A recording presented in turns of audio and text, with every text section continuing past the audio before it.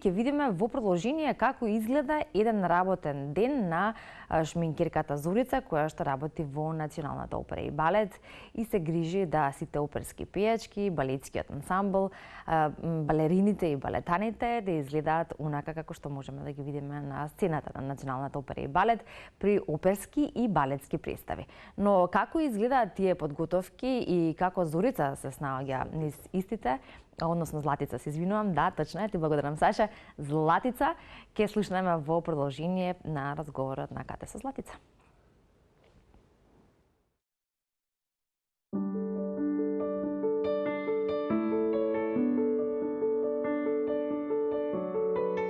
Злата, кога прв пат влезе во оваа просторија? Која беше првата улога? Што требаше да шминкаш? Прв пат влегов како многу мала. Имав привилегија татко ми да работи тука и така да тука растев. Меѓутоа, почнав да работам пред 20 години. 20? Па може би нешто повеќе, ама не знам точно. Токму за тоа прв пат влегување во оваа, како професионалец кој што треба да сработи нешто. Се сеќаваш на првиот кој што го нашминка? Како не се сеќавам? Да, првата улога. Да. Која беше? Мислам дека беше оперска представа Палјачи, ми се чини. Сите солисти беа гости од странство. Мене ми беше прво, значи нити знам како, нити зошто. Претходната колешка која беше тука присутна ми остави некои тетрадки на кои пишуваше што да се... Со тетрадки? Си напишано? Со тетрадка, да, напишано. Ги замоли на генералната проба да видам, за да јас можам следната представа да изработам. Скроз беа коректни луѓето, така да поминав одлично. А како се учи ова? Како се учи тоа како треба да изгледа некој? Тоа е твоја креација, тоа е креација на некој претходно, како? Ние во нашата држава формално образование за шминкери, маскери, театарски работници кои работат за сцена генерално немаме. Јас сум љубител на уметноста, имам ликовна академија, цртањето не ми е проблем. Театарот го сакам од дете, целта ми беше да работам во театар.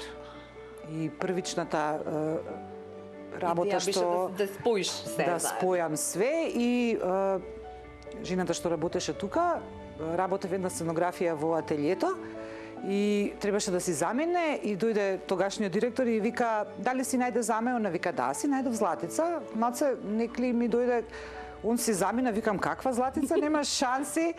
Не, вика ти си уметник, тоа ќе си немаш тука проблем, јас ќе те насочам и тоа ќе си тераш. Ама не е така.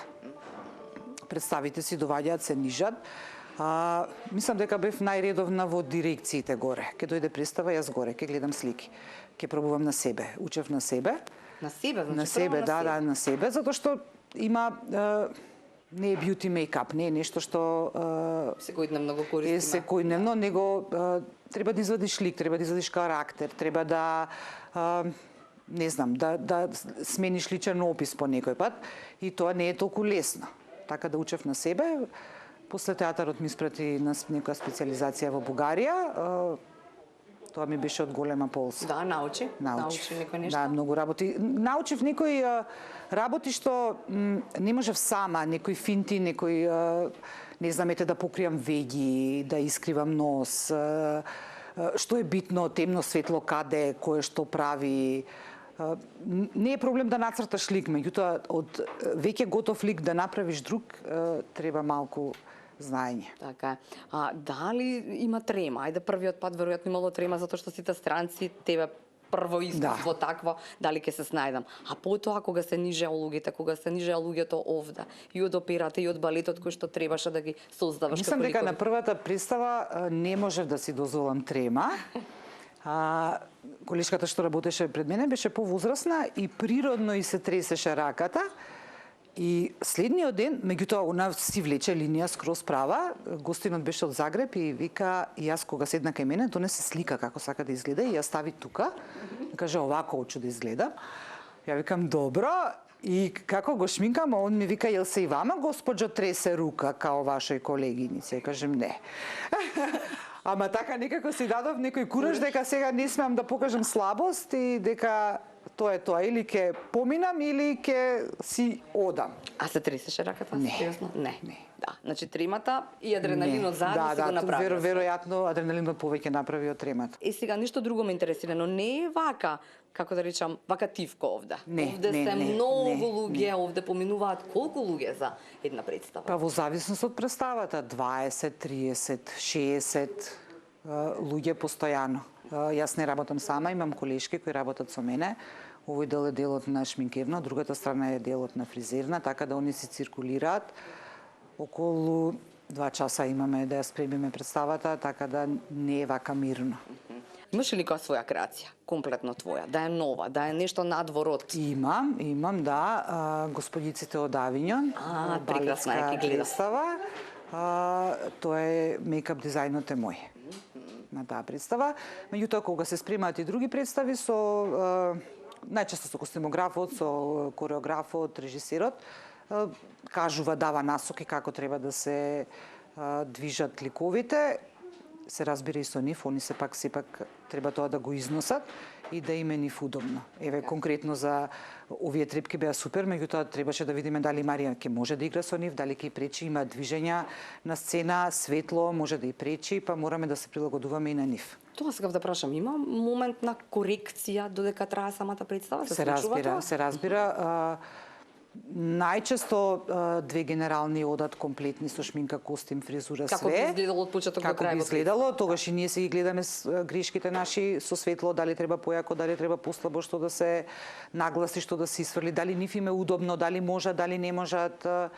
Еве за Есмералда и Квазимодо требаше да има некаква маска, да е окото покриено, па носот полузатворен, искривен, а он има многу играње на сцена и диша и движи и координација му треба лоше кога ќе му го затвориш едното око.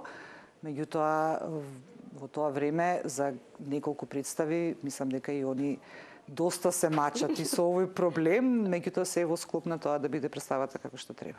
Кога треба да се коригира, има време некој од да дојде тука или Злата е тамо никаде по ходници? Ние имаме интерфонија, испациентот е во координација со сите што се за сцената.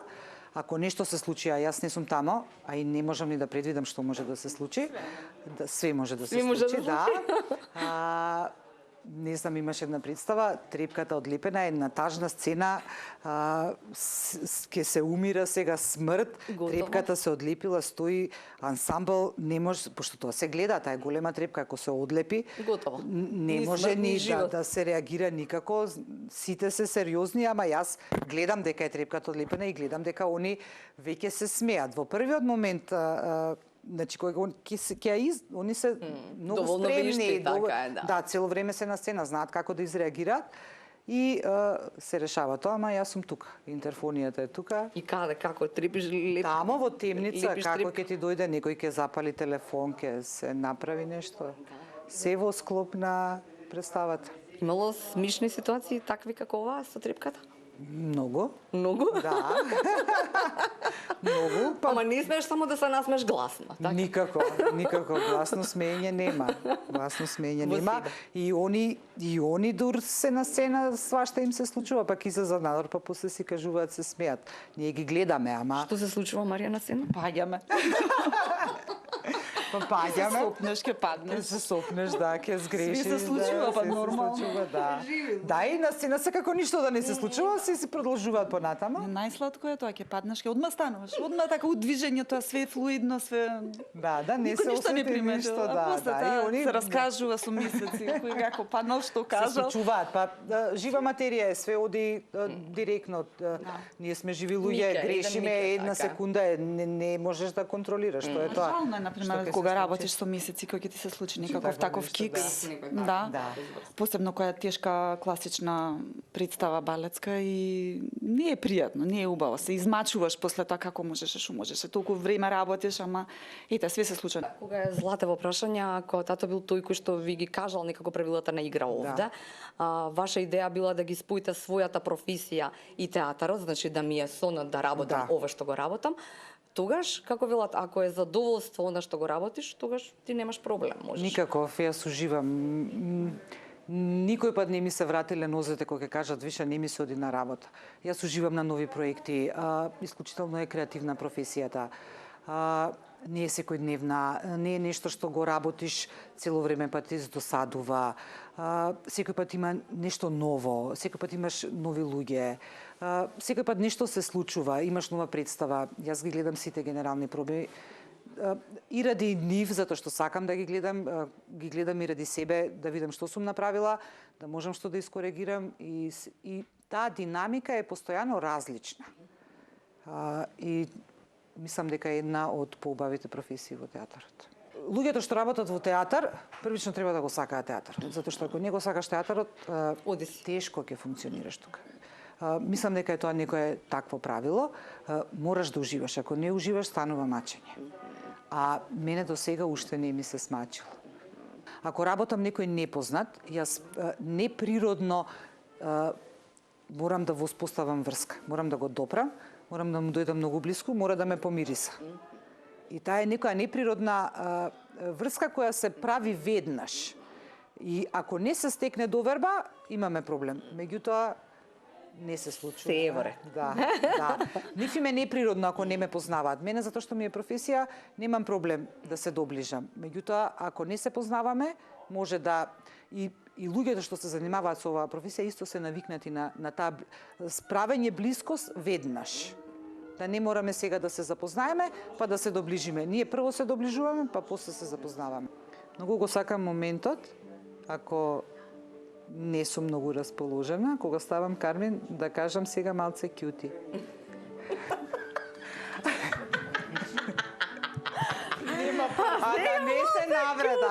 Да не се навреда, сега малку, да. И тука нели нема навреда никаква. Се во склоп за представата, ама ете јас можеби така ми доаѓа природно. И тоа се случува, например, некои кога се не нервозни, него возбудени, нешто им се случува, зборуваат многу. А кога зборува, прави гримаси со лицето. И тоа мене ми пречи, затоа што мене лицето треба да ми е мирно. И јас ке кажам, ама нели, тоа е појако од нив. И кога ќе дојде моментот на устата, тука веќе мора да се ќути.